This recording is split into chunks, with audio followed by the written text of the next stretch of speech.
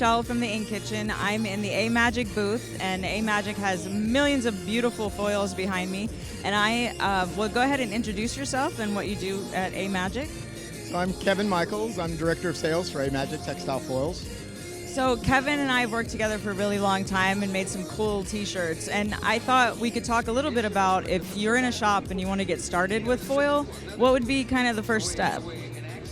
Well, the first step would probably be to understand how an adhesive and a foil is going to work together. Right? So we all know how to screen print, but just because you buy an adhesive and you buy a foil doesn't necessarily mean they're going to play nice together. Some people don't even know how to print adhesives, and that's a learning curve in itself because you might use it for something else. So you got adhesive and fabric to worry about on one side, and then adhesive and foil, which is another thing to worry about. Correct. So you want to make sure that whatever foil you use, you get a compatible adhesive, right? So everybody makes a good adhesive, everybody makes a good foil, but if the two don't want to play nice together, you end up with a lot of frustrations. Yeah, so a lot of printers will think when a foil doesn't clear properly that it's the foil's fault, which it could be, but it could also be the adhesive's fault, or the way it was printed, or the way it was cured. Yeah, it was many variables. Yeah. Yeah, and there's always kind of like a good, better, best in terms of practices, right? So once you found your foil and your adhesive that you like, if you want to say a good, okay, I just got to get adhesive down on the garment. If you want to say better, you want to say, well, I want to make sure that adhesive is above the threads on the garment. Now, you can probably approach that through maybe a thicker stencil, through a double stroke on the squeegee, and then you got your best, which might be, okay, I'm going to go ahead with a flash and a print on my adhesive, right? So I get that first layer down and a second one on top that definitely is above the threads with a nice flat surface for that foil to grab onto. And then you can even get the right printing process, the right adhesive, the right foil, and your heat press is causing the problem because you've got too much heat or too much pressure. So I've always taught people to put a piece of fabric between the foil and the top heat platen when you're pressing fine details, because it'll be like using an oil in a pan. It's not as super hot direct heat. It's kind of in secondary heat. Yeah. We try to keep this process on the heat press so that it's not overly complicated. Control the variables, pretty simple. But to your point about the too much heat, foil doesn't need heat. Foil itself will stick to anything that's tacky. So packing tape, lacquer, paint on your walls. We have customers who just do art kind of stuff and just rub it on, right? It's the adhesive that needs the heat to tack up and grab onto the foil, which gets back to that compatibility, find one that's dialed in. And the two need to work in a temperature range that works between the two, because too much heat can damage a foil, right? So it's not that low heat is bad or high heat is bad, it's just too much heat can maybe change some of the pigments in a foil to change color, and you can sometimes get like a lockdown effect where the foil just doesn't want to release from the adhesive. You bonded the whole thing, the adhesive went all the way to the carrier level in a sense, right? We overheated it. So you've got your printing right, you've got your adhesive right, you've got your foil right, you've got your heat press right, and now you have to wash it. And foil can be tricky to wash compared to a lot of like plastisol inks or things like that, which last to the end of time. When you wash foil, it can come off. It can, and so it all kind of comes down to how well is that adhesive bonding to the foil, right? And then there's some things associated with it, and this is where it can kind of get technical and difficult, is how flat is the surface that we're getting the foil on, right? So the flatter that surface is going to be, the better, the more fiber.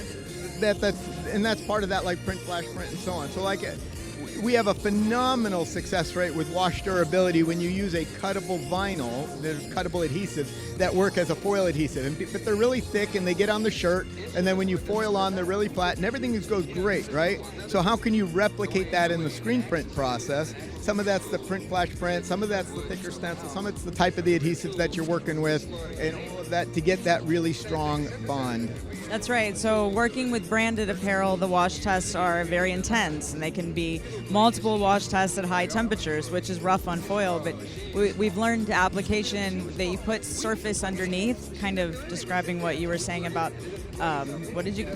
Yeah, and that way you can wash it more, it sits on top, and you can even put a matching color, so if there is any loss, you see that from underneath, yeah. We're always going to want to recommend that cold wash inside out. We understand that it's always hard to enforce, but it is a bit of a delicate type application in terms of being foil. Now, going to creative aspects, we've done a lot of cool t-shirts together. So this is one that they have hanging in the booth here. So this has 3 different colors of foil. There's a yellow gold, kind of a light gold, and a purple. And this was done inline on a press, so adhesive, inline foil, adhesive, inline foil, adhesive goes down the dryer, and then you heat press the 3rd foil, and it makes the other 2 really shiny. So it's producible. I like using really fine lines and super small details on foil because it makes it shimmer a lot better. And you guys have told me it draws people in. Yeah. Everybody asks, how is it manufactured, right? So it's kind of like crows. They like shiny things. Everybody wants to know. all the best prints are always done in a more complicated process, right? So like what you said, inline on press. And so you can build a lot of different techniques using foil that are simple and really effective, or complex. And you can see the range of color they offer that would allow you to do that. We get a lot of questions on this, and this is one of our favorites and one of the best ways we think to use foil, right? It's not too much, it's not all over, it's a great accent, and it's using a discharge process for where the foil is not, which is just an absolute certainty that foil's not going to stick to it. So you can say water-based, well, maybe, maybe not, but some of the pigments in the water-based still kind of tack on the foil, so you get a little dirtiness. Plastisol colors, you can do the foil resists. They sometimes work. So you're going to have to work with it. It's not the simplest of process, but it's possible. There's a learning curve to resist and water-based resists, and you have to test, and that's why getting your foil process right first is ideal. So we like this with, just 2 colors and discharge and accents. Foil never sticks to discharge, especially if it's not highly pigmented, and you can do really cool things. For the longest time, foil's always been described as a screen printer's foil, an over-the-top on the screen print process. And then along came these companies in the vinyl cuttable market that made a cuttable adhesive. So same process that you would use on your vinyls, where you're going to cut and you're going to weed and then you can foil, which is absolutely wonderful for shops that want to do like a one-off promotion or make something to show. It works even in small print runs if you're really just doing something for 10 pieces or so on, and you think, I don't know if I want to make a screen.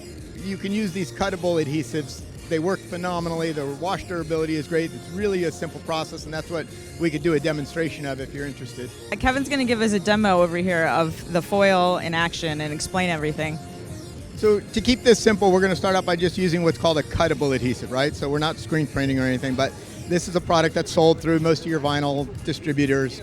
It's what's called the cuttable adhesive, and it works just like a vinyl. So you'll run this through your cutter plotter, you cut the wheat, and then you're going to weed away, and at that point you're going to come to having this of a product. So here we've already weeded it away. You have image of the dog. You would peel away this plastic carrier, and that then leads you have the adhesive on the substrate. Then you would come over the top with the foil, and when you peel away, the foil only sticks to where the adhesive is. So I can show you an example. So here we have one already ready to go, and as you peel away, you'll see. So we press this to the substrate, and that takes about 6 seconds.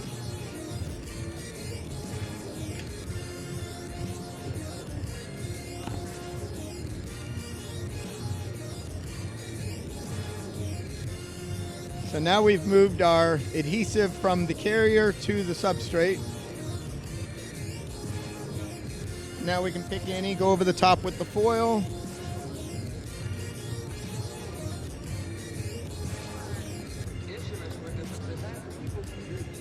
Generally, we like to wait about 12 seconds. That's ideal.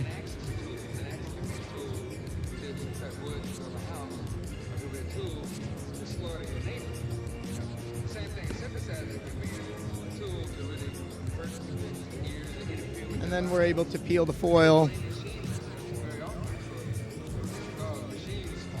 And that's how foil works.